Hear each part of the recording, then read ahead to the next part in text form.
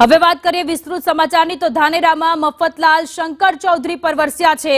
Rail નદીમાં પાણી આડે શંકર ચૌધરી આવ્યા છે। શંકરભાઈએ કેબિનેટમાં પાણી રોકાવ્યું। શંકરભાઈએ બનાસકાંઠાને તરસ્યું રાખ્યું। અધિકારીઓએ કહ્યું હવે આ કામ તમે છોડી દો।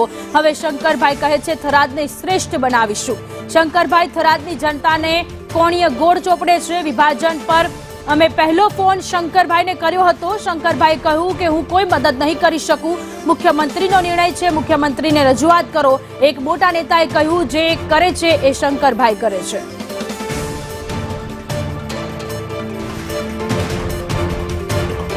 તો બનાસકાંઠાના વિભાજનના મુદ્દાને લઈને ધાનેરાના લોકો અત્યારે જન આક્રોશ રેલીમાં જોડાયેલા છે, જેને લઈને એક બાદ એક નિવેદનો સામે આવી રહ્યા છે। ત્યારે હવે શંકરભાઈ કે જેમના પર અત્યારે આક્ષેપો લાગી રહ્યા છે, ધાનેરાના લોકો અત્યારે બનાસકાંઠામાં જ રહેવાની માંગ કરી રહ્યા છે અને બીજી બાજુ શંકરભાઈએ જે પ્રકારનું નિવેદન આપ્યું હતું કે થરાદને સર્વશ્રેષ્ઠ બનાવીશું તેને લઈને પણ આક્ષેપો કર્યા।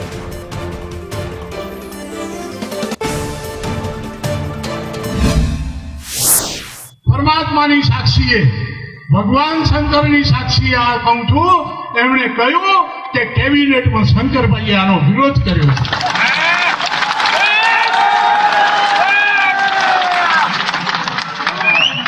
મારી આંખમાં આંસુ આવી ગયા, મારી આંખમાં આંસુ આવી ગયા। મેં કહ્યું શું કરું સાહેબ? તો કે ફરીથી જાઓ એમની પાસે। તમે હવે ધારાસભ્ય નથી, તમે જઈને એમની પાસેથી લેટર પેડ લાવો અને એમને આપો તો અમે એ ફાઇલ પાછી ખોલી શકીએ। હું ગયો, વાત કરી, લેટર પેડ લખી આપ્યો। પછી પાછો બીજા 7-8 દિવસ પછી પાછો ગયો અધિકારી, ત્યારે હસી ગયા અને એટલું જ કહ્યું લેટર પેડ તો આપે છે પણ ત્યાં વિરોધ કરે છે। હવે આ કામને તમે છોડી દો। કેટલી પીડા થઈ હશે મને। એ એમ કે છે કે ગુજરાત એક સર્વશ્રેષ્ઠ જિલ્લો બનાવી દીધો।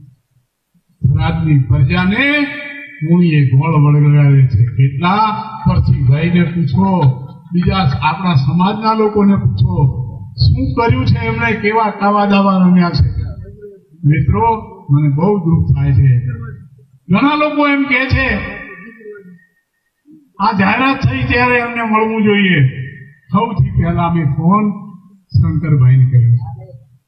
મેં કહ્યું શંકરભાઈ આ કેવો નિર્ણય, શા માટે આ કરો છો? એનાથી કોનું ભલું થવાનું છે? મહેરબાની કરો। તો કે હું તમને કોઈ મદદ નહીં કરી શકું અને તમે એના માટે સીએમ ને મળો। આ સીએમ લેવલનો નિર્ણય લેવાયો છે। બીજી વાર ફોન કર્યો ત્યારે પણ આ જ જવાબ મળ્યો, હું આમાં કંઈ કરતો નથી।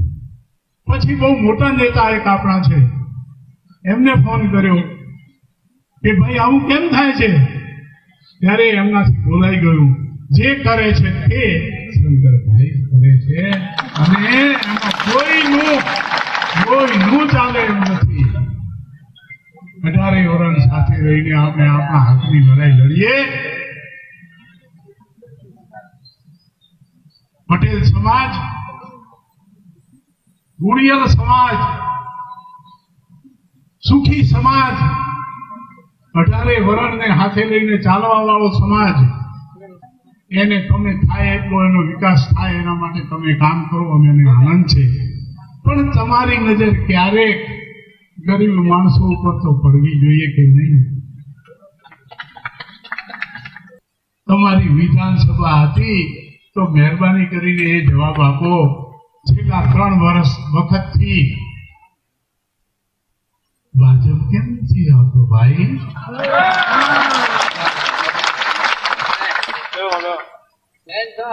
ક્યાંક ને ક્યાંક જે કઈ પાપ તમે કરો છો એ પાર્ટીને ભોગવવું પડે છે, એનું અમને દુઃખ છે। એટલા માટે અમે અહીંયા આવીને લડીએ છીએ। આત્મદહન કરવાનો કાર્યક્રમ જો આપવામાં આવશે, ધાનેરા હિત રક્ષક સમિતિ જો એ કાર્યક્રમ પણ આપશે તો આત્મદહન સૌથી પહેલા મારો કરવા